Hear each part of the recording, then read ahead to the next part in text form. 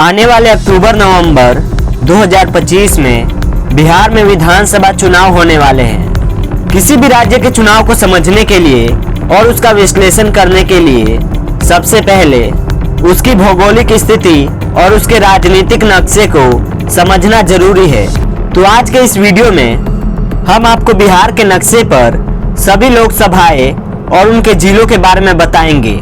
यह एक animated video है, तो आपको सिर्फ सुनना नहीं है बल्कि इसे देखना भी है और इसे समझना भी है। इस वीडियो को देखने के बाद आप बिहार की संसदीय राजनीति के भूगोल को बढ़िया से समझ जाएंगे और आने वाले विधानसभा चुनाव को सही तरीके से विश्लेषण कर सकते हैं। तो शुरू करते हैं चंपारण क्षेत्र से।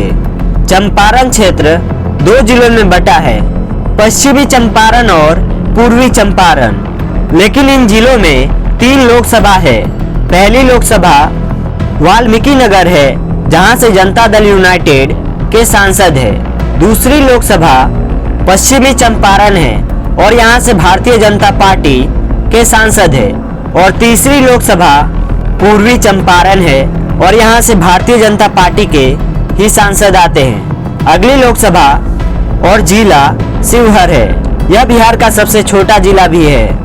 इस लोकसभा में शिवहर के साथ साथ पूर्वी चंपारण और सीतामढ़ी जिले का भी कुछ हिस्सा शामिल है और यहाँ जनता दल यूनाइटेड के सांसद आते हैं। अगली लोकसभा और जिला सीतामढ़ी है और यहाँ भी जनता दल यूनाइटेड के ही सांसद है।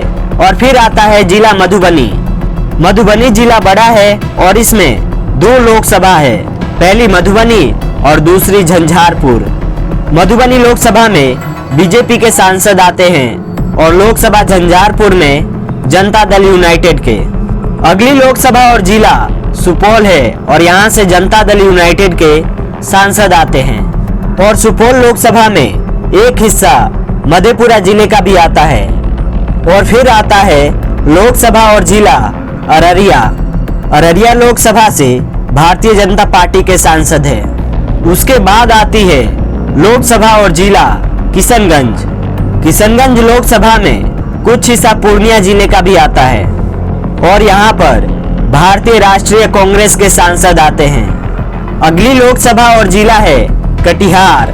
यहाँ से भी कांग्रेस के ही सांसद आते हैं। उसके बाद आती है लोकसभा और जिला पूर्णिया। यहाँ भी कांग्रेस पार्टी के ही सांसद आते हैं। इस तरह बिहार के ये 3 जिले किशनगंज, कटिहार और पूर्णिया जो वेस्ट बंगाल से जुड़े हैं, वहाँ तीनों जिलों में कांग्रेस पार्टी का ही राज है। अगली लोकसभा और जिला है मधेपुरा। इस लोकसभा में सहरसा जिले का भी कुछ हिस्सा आता है। जो जिला सहरसा है उसकी कोई लोकसभा नहीं है। सहरसा को 2008 में मधेपुरा और खगड़िया इन 2 लोकसभा में मिला दिया गया था। मधेपुरा से जनता दल यूनाइटेड के सांसद है। हमारी अगली लोकसभा और जिला है दरभंगा। दरभंगा लोकसभा पर इस समय भाजपा के सांसद है। अगला जिला है मुजफ्फरपुर और मुजफ्फरपुर एक बड़ा जिला है। इस जिले से 2 लोकसभा बनती है, मुजफ्फरपुर और वैशाली। लोकसभा मुजफ्फरपुर की सीट पर भाजपा का कब्जा है और लोकसभा वैशाली से Lok Janshakti party Ram Vilas Paswan LJP RV के सांसद आते हैं। अगली लोकसभा और जिला है गोपालगंज। गोपालगंज लोकसभा में जनता दल यूनाइटेड के सांसद है। इसके पास में है जिला सिवान। जिला सिवान में 2 लोकसभा लगती है, सिवान और महाराजगंज। लोकसभा सिवान में जनता दल यूनाइटेड के सांसद है और लोकसभा महाराजगंज में भारतीय जनता पार्टी के सांसद आते हैं। अब हम चलते हैं लोकसभा और जिला सारण यानी छपरा की तरफ। यहाँ के सांसद भी भारतीय जनता पार्टी के हैं। इसके बाद आती है लोकसभा हाजीपुर। हाजीपुर वैशाली जिले का मुख्यालय है और इसीलिए लोकसभा का नाम हाजीपुर है। हाजीपुर लोकसभा में लोक जनशक्ति पार्टी के सांसद है।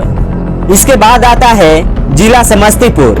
यह एक बड़ा जिला है और इसमें 2 लोकसभा है, समस्तीपुर और उजियारपुर। इन दोनों लोकसभा में वैशाली और दरभंगा जिले के भी कुछ हिस्से आते हैं। उजियारपुर लोकसभा में भारतीय जनता पार्टी के सांसद है और समस्तीपुर लोकसभा में लोक जनशक्ति पार्टी के सांसद है। उसके बाद हम आते हैं लोकसभा और जिला बेगूसराय में। बेगूसराय लोकसभा में भारतीय जनता पार्टी के सांसद है। इसके बाद हम आते हैं लोकसभा और जिला खगड़िया में। इस लोकसभा में सहरसा और समस्तीपुर जिले का भी कुछ हिस्सा आता है। यहाँ के सांसद लोक जनशक्ति पार्टी से आते हैं। इसके बाद आती है लोकसभा और जिला भागलपुर। यहाँ से जनता दल यूनाइटेड के सांसद आते हैं। इसके बाद आता है जिला और लोकसभा बांका। बांका से भी जनता दल यूनाइटेड के सांसद आते हैं। और अब हम यहाँ से आगे बढ़ते हैं और पहुँचते हैं लोकसभा और जिला मुंगेर। इस लोकसभा में मुंगेर के साथ साथ लखीसराय और पटना जिले के भी हिस्से लगते हैं और यहाँ पर भी जनता दल यूनाइटेड के सांसद है। अगली लोकसभा है जिला नालंदा और यहाँ पर जनता दल यूनाइटेड के सांसद है। और अब हम आ जाते हैं बिहार की राजधानी जिला पटना में। पटना बहुत बड़ा जिला है और यहाँ पर 2 लोकसभा लगती है, पहली पटना साहिब और दूसरी पाटलिपुत्र में। लोकसभा पटना साहिब में भाजपा के सांसद आते हैं और लोकसभा पाटलिपुत्र में राष्ट्रीय जनता दल के सांसद बैठते हैं। आगे चलने से पहले एक बार हम आपसे अनुरोध करेंगे कि आप हमारे चैनल को सब्सक्राइब करें और हमारे वीडियोज को लाइक करें, शेयर करें और कमेंट्स करें। आपके इन शेयर, लाइक्स और कमेंट से हमारा मनोबल बढ़ता है और हम और भी मेहनत करके आपके लिए जानकारी वाले बढ़िया से बढ़िया वीडियो बनाएंगे।